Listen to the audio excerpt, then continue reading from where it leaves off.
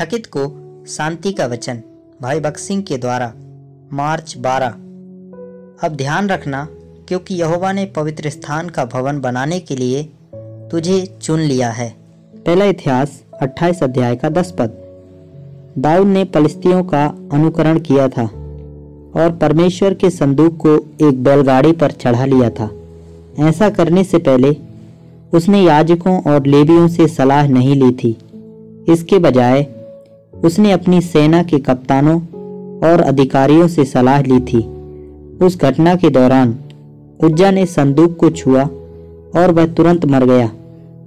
इस कड़वे अनुभव से दाऊद ने यह सबक सीख लिया था कि उसे परमेश्वर के कार्य को करने के लिए मानवीय ज्ञान का उपयोग नहीं करना चाहिए।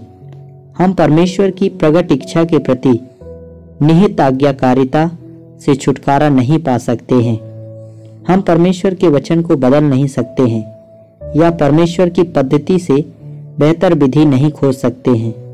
बहुत बार दाऊद की तरह हम भी अपनी बुद्धि से धोखा खा जाते हैं।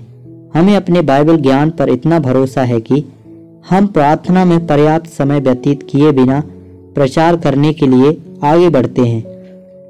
कुछ प्रचारकों के पास लगभग 25 अच्छी तरह से तैयारी के उपदेश होते हैं।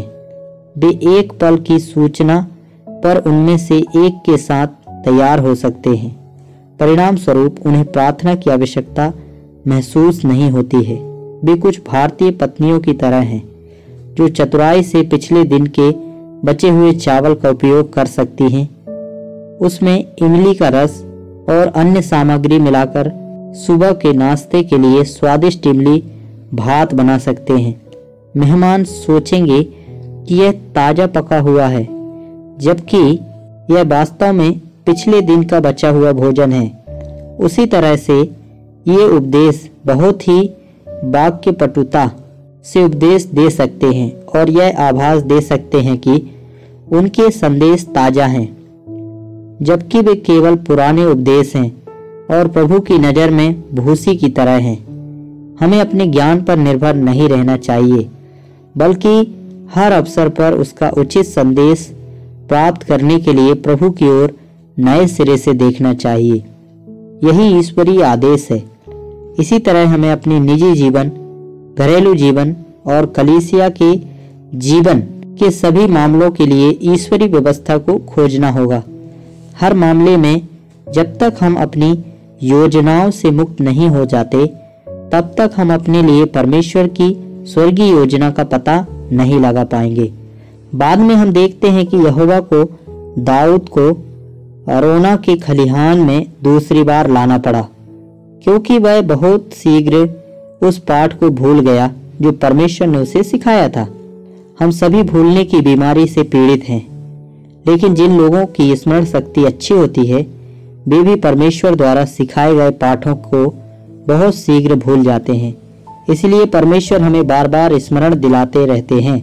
उसके पश्चात परमेश्वर ने दाऊद को मंदिर की योजना दिखा दी। पहला इतिहास 28 अध्याय का 11 से 19 पद। जैसे कई साल पहले उसने मूसा को 10 आज्ञाएं लिखने के लिए दी थीं। यह योजना परमेश्वर के घर की एक छाया या प्रकार थी जो शाश्वत है। इस प्रकार परमेश्वर के भवन के निर्माण की योजना 5वां पत्थर बन गई, जिसे परमेश्वर ने दाऊद को दिया। कलीसिया के लिए परमेश्वर की योजना का प्रकाशन 5वां पत्थर बन जाता है, जिसे परमेश्वर हमें भी देना चाहते हैं। चर्च जो परमेश्वर का सच्चा घर है, जिसमें उसकी सारी परिपूर्णता वास करती है। हमें इस बात पर विचार करना चाहिए और पूरी तरह से समझना चाहिए और इसकी प्रशंसा करनी चाहिए कि परमेश्वर के साथ सहकर्मी होना और परमेश्वर के भवन के निर्माण में हिस्सा लेना कितना अद्भुत सौभाग्य है।